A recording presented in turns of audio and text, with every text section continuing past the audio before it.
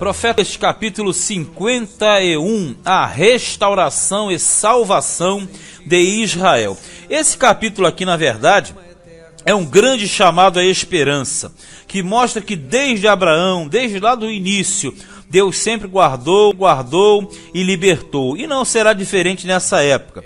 Ele vai apresentar uma promessa de libertação, vai fazer muitas comparações e no final com aquela grande promessa de punição para os inimigos do povo de Deus, apresentando um lado totalmente voltado para uma restauração e punição para os adversários.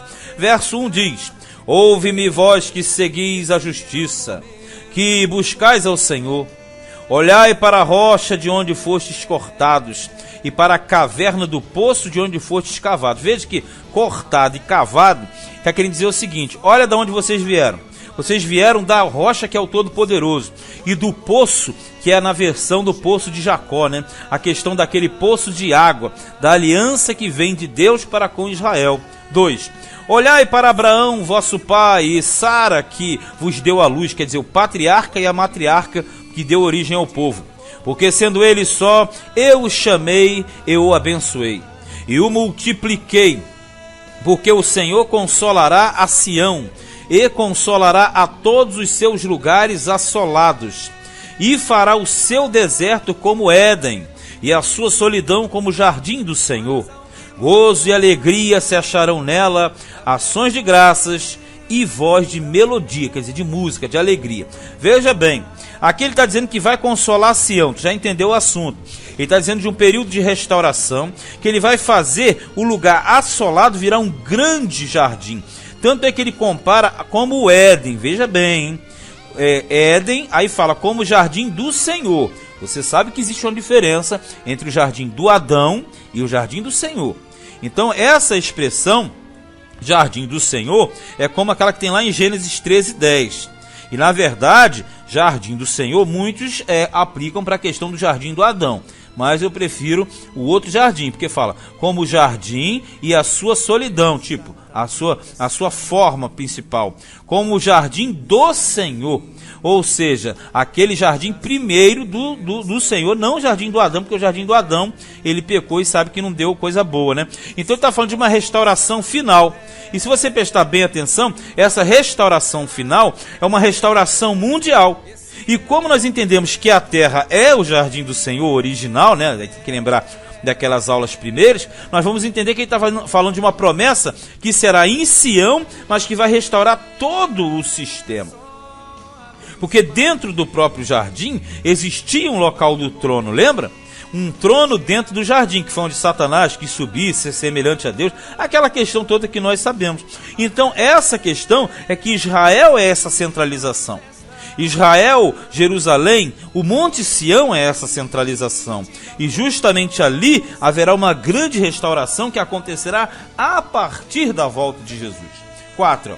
Atendei-me, povo meu e nação minha, inclinai os ouvidos para mim, porque de mim sairá a lei, e o meu juízo se estabelecerá como luz dos povos. Por que dos povos? Porque o trono se fixará onde? No Éden, no jardim de Deus, no grande e principal ponto central do planeta Terra. E ali ele diz que claramente as nações se inclinarão ali. Por que as nações e os povos? Porque será um reino mundial. Não é somente o reino territorial, é um reino mundial. Então é como se você tivesse um plano inicial, uma semente, essa semente foi espalhada, e através dos cativeiros, na verdade, era essa semente sendo espalhada, que na volta de Cristo ele recolhe e faz um grande e tremendo plano universal, mundial, digamos assim. Perto está a minha justiça, vem saindo a minha salvação, e os meus braços julgarão os povos. As ilhas me aguardarão e no meu braço esperarão, porque o governo de Cristo na terra será mundial. Levantai os olhos para os céus e olhai para a terra de baixo, porque os céus desaparecerão como a fumaça, e a terra se envelhecerá como uma veste, e os seus moradores morrerão como mosquitos, mas a minha salvação durará para sempre, e a minha justiça não será quebrantada. Esse versículo 6 aqui, ele é bem, digamos assim, farto. Porque se você for em Mateus 24, 35, Jesus também fala disso. Na verdade, esses eventos estão ligados à grande tribulação. Porque na grande tribulação nós teremos grandes catástrofes mundiais, inclusive nas questões dos astros e as mudanças que afetarão diretamente a Terra, no período que antecederá a volta de Cristo, que é chamada parousia. Então, na verdade, tudo isso vai acontecer como uma forma de purificação, de transformação da própria Terra. Veja no 7, ouve-me, vós que conheceis a justiça, vós povos em cujo coração está a minha lei, veja, os que guardam a lei de Deus. Não temais o opróbrio dos homens, quer dizer, nós não devemos temer o sofrimento que parte do homem, nem vos turbeis pelas suas injúrias, porque a traça os roerá como a uma veste, e o bicho os comerá como a lã. Quer dizer, os inimigos, os opressores são e sempre serão aniquilados pelo Senhor. Claro que nós, como povo de Deus, e no caso Israel e até hoje sempre, nós temos parcelas de sofrimento, porque o pecado está justamente dentro do nosso desenvolvimento. Mas Deus, ele pune, disciplina, mas a questão do lado negativo, ele aniquila, ele rebate, ó. Ele fala, mas a minha justiça durará para sempre, e a minha salvação de geração em geração. Isso vai além da morte física, Tem que ter uma visão muito profunda para entender isso aqui, porque você pode ter sofrimentos físicos e mortes físicas, mas que não vão alterar esse estado perfeito do Senhor, ó. Desperta, desperta, veste-te de força, ó braço do Senhor. Tipo assim, acorda a mão de Deus, faz alguma coisa, ó.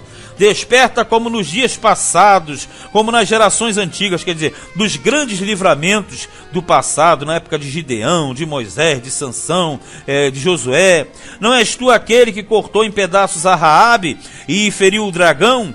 Vejamos aqui, Raabe e dragão são símbolos dos inimigos do povo de Deus.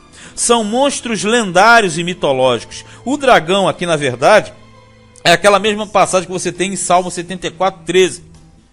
No sentido dos inimigos. E Raabe aqui, não é Raabe a meretriz, não é nome próprio. Raabe era uma forma de você se referir aos inimigos de Deus. Também está lá no Salmo 78, 43 a 53. Então o que ele está falando aqui é que os inimigos cairão diante da atuação e do poder do Senhor.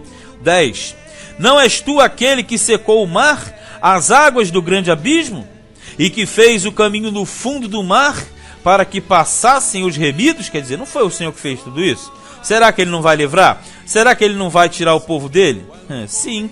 Aí ele fala assim, assim voltarão os resgatados do Senhor, e virão a Sião com júbilo, e perpétua alegria haverá sobre a sua cabeça. Gozo e alegria alcançarão a tristeza, e o gemido fugirão. Quer dizer, ó, período de tristeza sai e a alegria chega. Olha no 12, que texto maravilhoso, ó. Eu sou aquele que vos consola. Que maravilha. Deus está dizendo, eu que consolo vocês. Quem, pois, és tu para que temas o homem que é mortal, ou o filho do homem que se tornará em feno? Aqui é uma disputa, né? Ele está falando por que é que o povo teme ao homem.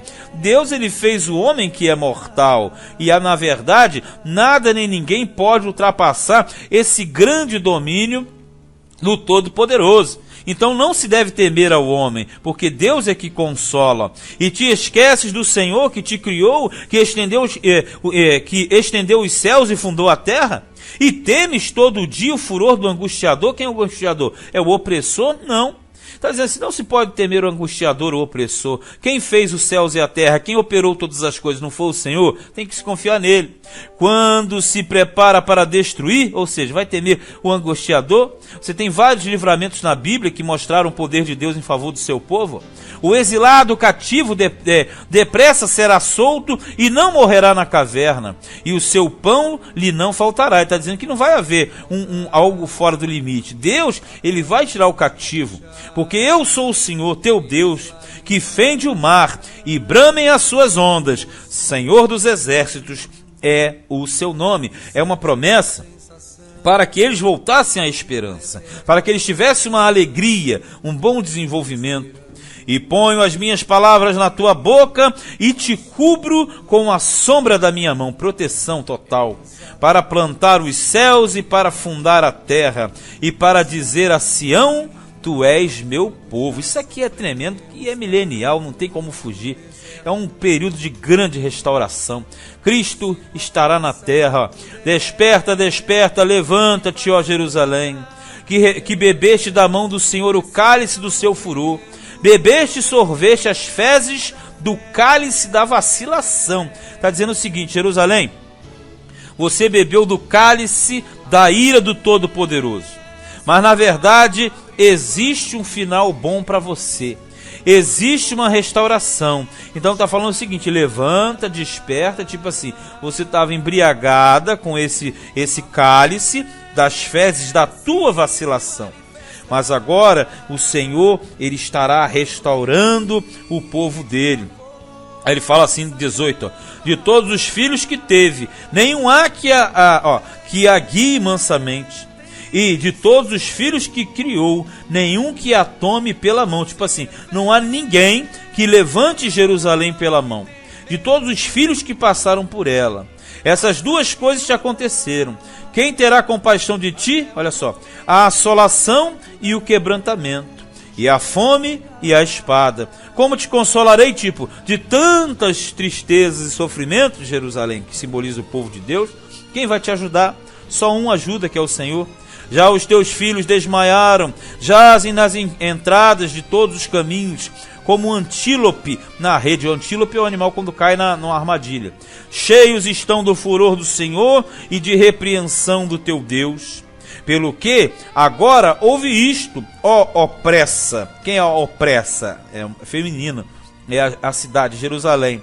E embriagada, mas não de vinho, porque não foi embriagada do vinho, foi embriagada da punição da ira de Deus sobre eles. Assim diz o Senhor, e teu Deus, que pleiteará a causa do seu povo. Eis que eu tomo da tua mão o cálice da vacilação, as fezes do cálice do meu furor, nunca mais dele beberás. Eu acho que todo mundo está entendendo isso aqui, pelo menos quem acompanha até hoje o estudo sistemático sabe. Ele está falando o seguinte: olha, eu dei um cálice na mão do meu povo, cálice esse de sofrimento, de dor, mas agora eu tomo esse cálice, acabou, nunca mais tu beberá desse cálice. Aí ele fala o seguinte, ele toma esse cálice e aí dá para os inimigos, olha no 23, mas poloei nas mãos dos que te entristeceram, que dizem a tua alma, quer dizer, aqueles que abusavam de poder e autoridade sobre o povo de Deus. Abaixa-te para que passemos sobre ti. E tu puseste as costas como chão e como caminho aos vinhandantes. Ele está dizendo o seguinte, olha, a situação vai mudar. O cálice da vacilação vai sair da tua mão. E agora, eles que humilharam vocês, eles que prevaleceram, que através dos séculos fizeram isso e aquilo, eles vão virar tapete. Eles passaram por cima de vocês. Agora, vocês é que prevalecerão sobre esses inimigos. A promessa de total restauração vinda do Senhor nesse quadro, nesse momento, nesse processo. Mas você percebeu? Ele promete a esperança, mas não isenta de falar o motivo do sofrimento do povo de Israel. Mas o capítulo terminamos. Este foi Profeta Isaías, capítulo 51.